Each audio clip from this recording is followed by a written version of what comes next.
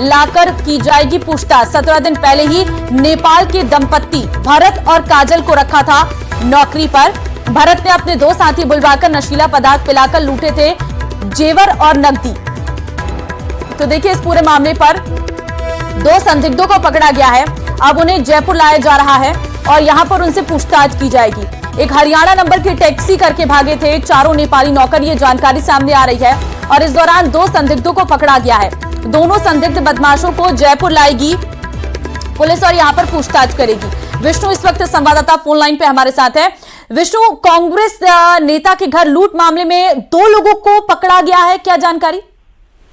देखिए, बिल्कुल कांग्रेस नेता संदीप चौधरी के यहाँ पे जो कल एक जहर खुरानी की वारदात हुई थी, जिसमें घरेलू नौकर और नेपाल के रहने वाले भरत बिष्ट और उसकी पत्नी काजल ने अपने 2 साथियों के साथ मिलकर के संदीप चौधरी की पत्नी और उनकी माँ जो कि बुजुर्ग थी, उनको सबसे पहले नशीला पदार्थ पिलाया, चाय पिलाई और जब भी बेहोश नहीं उसके बाद इंजेक्शन भी लगाया नशीला, और उसके बाद लाखों रुपए की ज्वेलरी और गोल्ड और उसके अलावा नकदी लूट के भाग निकले। इस मामले में पुलिस को कहीं ना कहीं एक सफलता मिली है कि जब ये बदमाश वारदात करके जयपुर से नेपाल की तरफ भागे, उसके पहले ही जयपुर एडिशनल जो डीसीपी वेस्ट अमित कुमार बुडानी है, उनके निर्देशन में एक टीम को पहले नेपाल तत्काल रवाना कर दिया गया और आखिरकार पुलिस ने 2 संदिग्ध बदमाशों को नेपाल बॉर्डर से धर दबोचा है। उन्हें जयपुर लाया जा रहा है, पूछताछ की जाएगी। साथ में यह भी सामने आया कि चारों बदमाश जो थे वो जयपुर से हरियाणा नंबर की टैक्सी कार करके भागे थे। दिल्ली तक पुलिस ने इनका पीछा भी किया रूट मैप के आधार पर, लेकिन वे ओझल हो गए।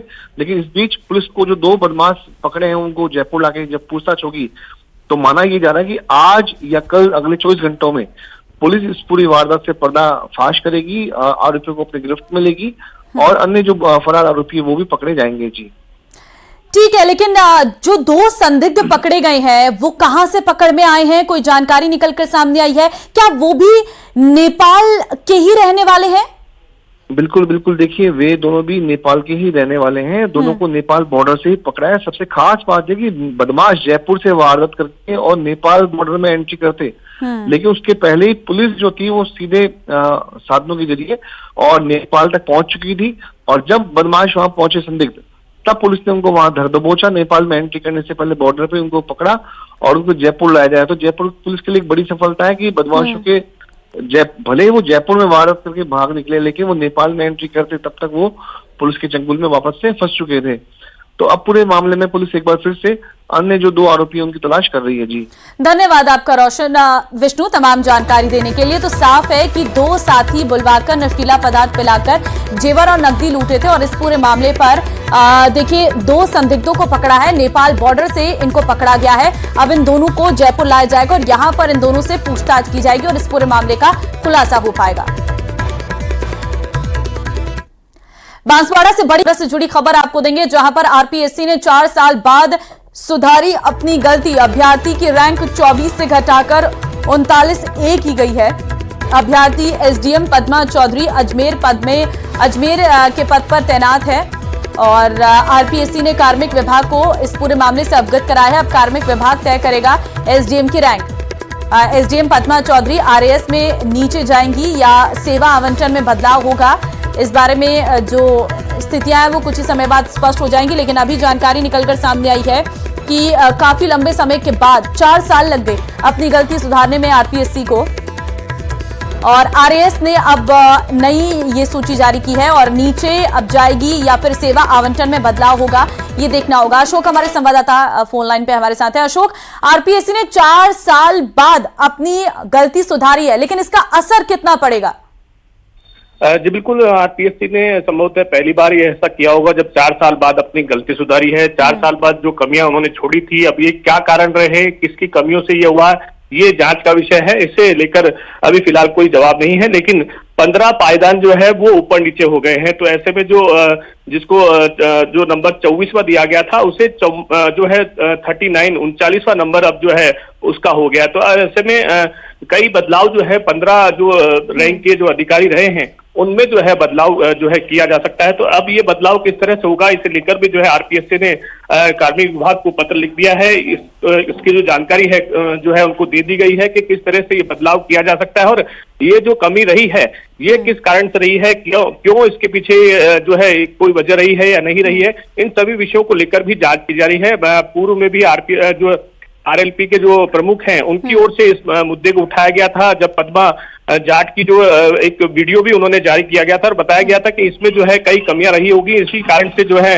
ये जो है अंक ऊपर नीचे हुए हैं। तो एक बड़ा मामला जो है आरपीएससी की ओर से निकला है, क्योंकि 15 अंक जो है ऊपर नीचे किस तरह से हो जाते हैं, जो एक अलग अलग भर्तियों में कई सवाल खड़े होते हैं। ऐसे में अब ये एक नया जो है इश्यू जो है आरपीएससी के सामने आया है और 4 साल बाद जो है इसमें संशोधन करना पड़ा है। तो 4 साल बाद संशोधन क्यों करना पड़ा है, ये भी एक प्रश्न चिन्ह जो है आरपीएससी के सामने लगा है। तो अब इस मामले में क्योंकि हाल फिलहाल जो है केवल एक प्रेस नोट जारी किया गया है आरपीएससी की ओर से, कोई बयान जो है वो नहीं दिया जा रहा है, कोई सवाल का जवाब है वो नहीं दिया जा रहा है, क्योंकि कई सवाल जो है वो के ऊपर खड़े हो जाते हैं। तो ऐसे में किसी सवाल का जवाब न देकर केवल प्रेस नोट जारी करके अपनी एपिस्ट्री करना कि भाई 4 साल बाद जो है किस वजह से जो कमियां रही होंगी या क्या कारण रहे जो ये जो नंबर है ये ऊपर नीचे हुए, आखिरकार 15 रैंक जो है एक बड़ा रैंक जो है वो हो जाती है। कई जो डिप्टी है वो एडिशनल एसपी तक, कई जो आरएस है वो उनका ऊपर नीचे जो है, अब मान लो एसडीएम जो है वो एक अंक से ऊपर नीचे हो गई और वो आरएस में आरएस बन गई और वो डिप्टी बन सकती थी। तो ऐसे में अब कितने प्रश्न जो है वो आरपीएससी के ऊपर खड़े होते हैं, इसका कोई जवाब है वो आरपीएससी की ओर से नहीं दिया जा रहा। बिल्कुल, और इस पर जवाब देखना होगा क्या मिलेगा। बहुत धन्यवाद अशोक आपका तमाम जानकारी देने के लिए।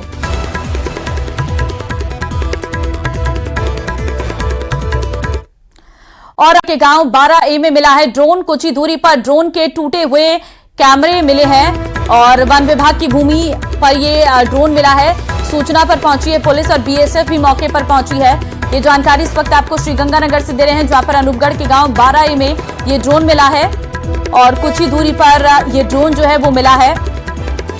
ड्रोन के टूटे हुए कैमरे भी मिले हैं, तस्वीरें भी इस वक्त हम आपको दिखा रहे हैं। अनूपगढ़ के गांव 12A में ये ड्रोन मिला है। अशोक संवाददाता फोन लाइन पे इस वक्त हमारे साथ हैं। अशोक, ये जो ड्रोन मिला है क्या जानकारी मिल पा रही है इसके बारे में?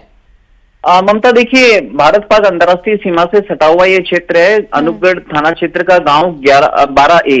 वहां पर ग्रामीणों के द्वारा तकरीबन 8:30 बजे के आसपास इस संदिग्ध ड्रोन नुमा वस्तु को देखा और स्थानीय पुलिस को सूचना दी।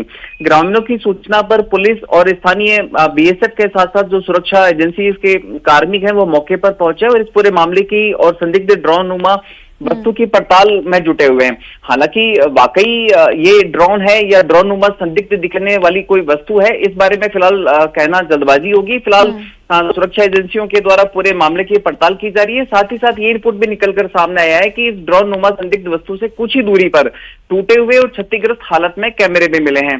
फिलहाल जिस तरह से कुछ ही दिनों पूर्व भारत और पाकिस्तान के बीच में तनाव की स्थितियां हमें देखने को मिली थी, तो संभवतः हो सकता है कि इस संदिग्ध ड्रोन नुमा वस्तु का कनेक्शन उस दौरान उपजे तनाव से हो। लेकिन फिलहाल सुरक्षा एजेंसियां और स्थानीय पुलिस और बीएसएफ पूरे मामले की पड़ताल में जुटी हुई है। ठीक है, क्या बीएसएफ मौके पर पहुंच चुकी है और इसे अपने कब्जे में ले लिया है? बिल्कुल, देखिए, ग्रामीणों की सूचना पर स्थानीय पुलिस तो पहुंची, साथ ही साथ बीएसएफ और सुरक्षा एजेंसियां भी मौके पर पहुंची हुई हैं और फिलहाल इस ड्रोन नुमा संदिग्ध वस्तु की जांच पड़ताल की जा रही है कि आखिरकार ये ड्रोन नुमा संदिग्ध वस्तु की संबंध किससे है। क्या ये भारत से का ही कोई है या फिर सीमा पार पाकिस्तान से कोई संदिग्ध वस्तु आकर यहाँ पर गिरी है, इस बारे में भी जांच पड़ताल की जा रही है। धन्यवाद अशोक आपका तमाम जानकारी देने के लिए। तो फिलहाल ये है वो तस्वीर भी हम आपको दिखा रहे हैं, ये ड्रोन नुमा संदिग्ध वस्तु फिलहाल पुलिस मौके पर पहुंची और इसे अपने कब्जे में ले लिया गया है। आरएएस भर्ती परीक्षा